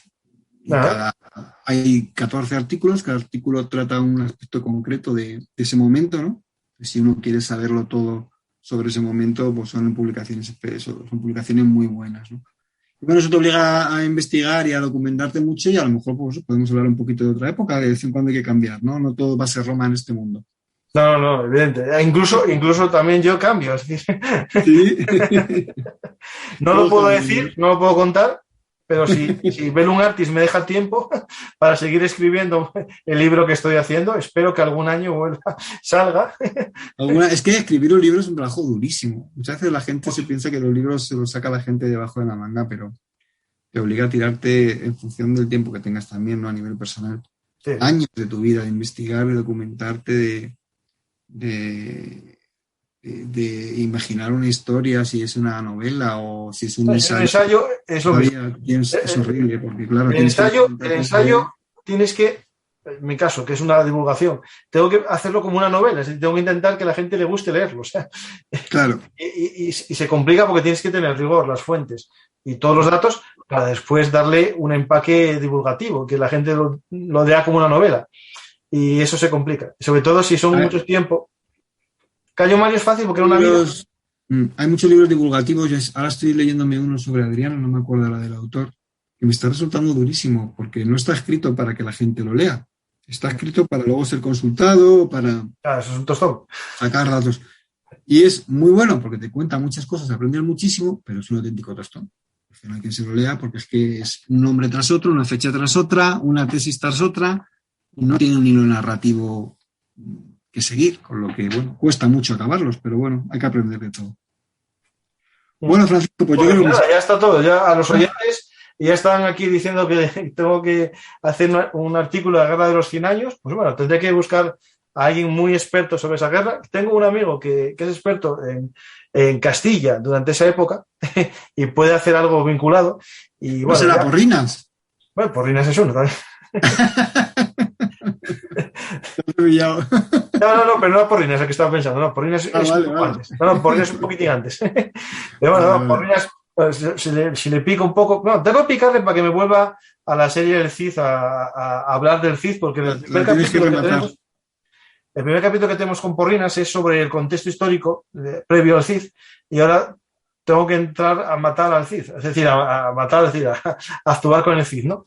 Es que da mucho de sí, ¿eh? El libro que tienes es excelente, a mí me encantó y la verdad es que es un personaje que da muchísimo de sí, ¿eh? El libro del Cid que publicó David Porrinas en Despertaferro es un imprescindible, es decir, para conocer la realidad detrás del mito, ¿no? Y también un poco que no es ni una cosa ni otra, es decir, es el hijo de sus tiempos, ¿no? Y hay que... Un señor de la guerra de la frontera, yo lo resumiría. Sí, o un vasallo que al no tener señor se convirtió en un señor de la guerra, una cosa así, ¿no? Ni una cosa ni otra, es decir, las dos cosas.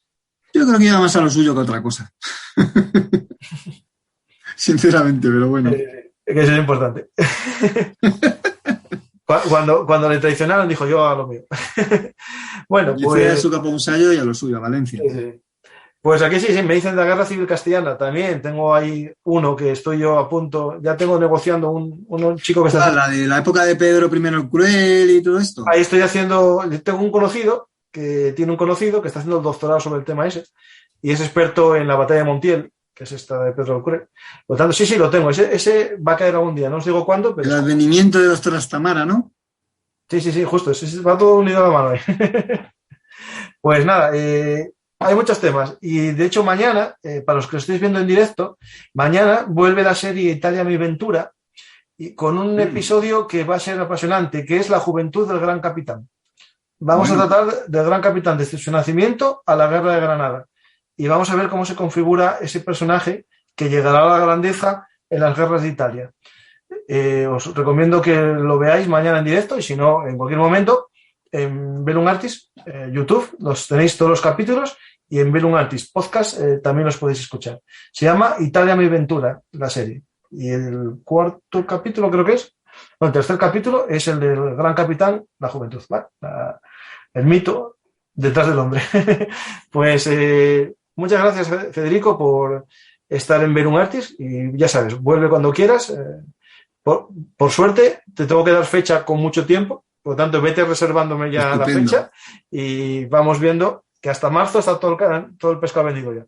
Madre mía. Es decir, con programas muy interesantes y gente muy interesante. Incluso ya fiché hasta un italiano que nos va a hablar de una guerra española y es un historiador italiano, doctorado en España también, y que habla muy bien español, por lo tanto ya hacemos un salto ya hasta... A nivel internacional.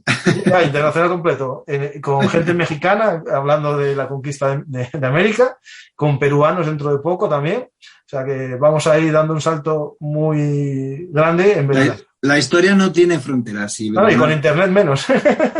Así que nada, muchísimas gracias por ser parte de esta familia, que para mí es una suerte tener este ratito para poder hablar de historia con gente que también está tan interesada como yo en ello. Y nada, que volveremos con un nuevo capítulo a saber en qué época y en qué mundo, ¿no? Cuando tú pases, seguro que del gusto de los oyentes. Pues muchas gracias, Federico. Y a los que nos están oyendo ahora mismo en nuestro canal de YouTube, en nuestro canal de podcast, os pido, como siempre, que le deis a me gusta, compartáis y también que os suscribáis para que os lleguen nuestros avisos de programas en directo, nuevos podcasts. Y también, ya para acabar, sabéis que este es un proyecto de divulgación histórica, como dijo Federico. Nos gusta contar historias, nos gusta mostrarlas al gran público y mi pensamiento es que esto continúa siendo el hobby que tuve cuando lo creé. Pero también, claro, creando 2 programas diarios, semanales o incluso 3, necesito también algún mejoras, ¿no? Por ejemplo, que algún de los colaboradores más habituales tengan un micrófono nuevo, que tengan algunos medios, también yo mejorar cosas en mis equipos y si queréis o creéis en Velum Artis, podéis apoyarnos en YouTube, tenéis una opción ahí, unirme, también tenéis lo mismo en iVoox.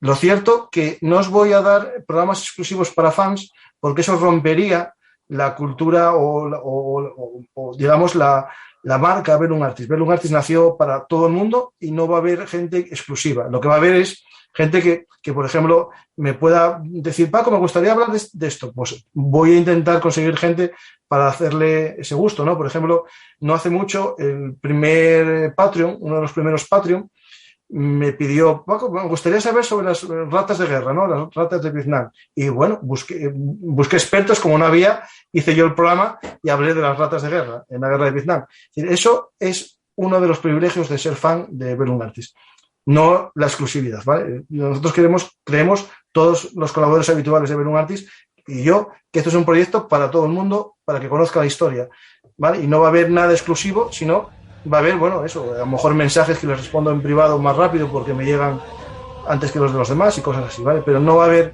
un OnlyFans, ¿vale? Y nada más, si también os gusta Velum Artis y queréis ser mecenas en el sistema de micromecenazgo en patreon.com/Velum Artis e invitarnos a un café, un sándwich o otro refrigerio, entrar en Patreon y ayudarnos para seguir contando historias. Espero os haya gustado esta historia sobre Roma, Teutoburgo y el pobre Varo que se marchó con las legiones y no se las dio a Augusto. Muchas gracias y hasta la siguiente historia.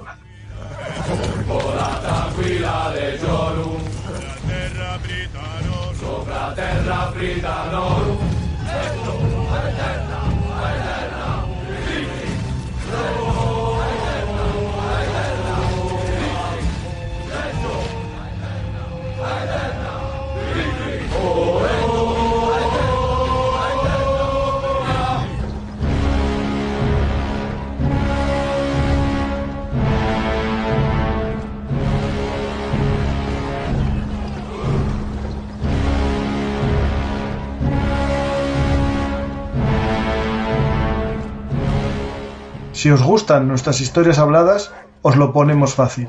Nos podéis apoyar en nuestro sistema de micromecenazgo en patreon.com/velunartis, pero también a través del sistema de fans de iVoox. Es la escucha anticipada de algunos de nuestros programas. Ya sabéis que nacimos como un proyecto de divulgación por hobby y no vamos a hacer nunca programas encerrados solo para fans, pero sí que podemos agradeceros vuestro apoyo escuchando los programas antes que los demás. Muchas gracias a todos y os invito a compartir nuestros programas para que lleguen a más gente.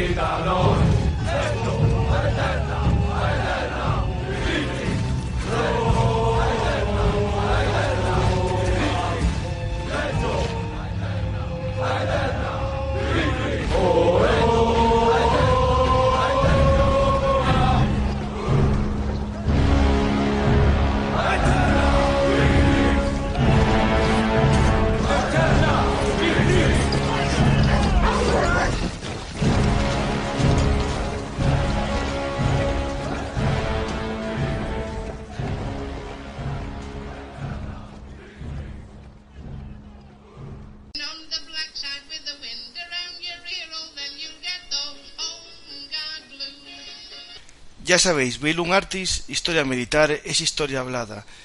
Estamos como siempre en todas las redes sociales, pero recordar, ahora nuestra dirección es velunartishistoriamilitar.blogspot.com. No os olvidéis, Velum Artis es el blog de la historia militar. Muchas gracias.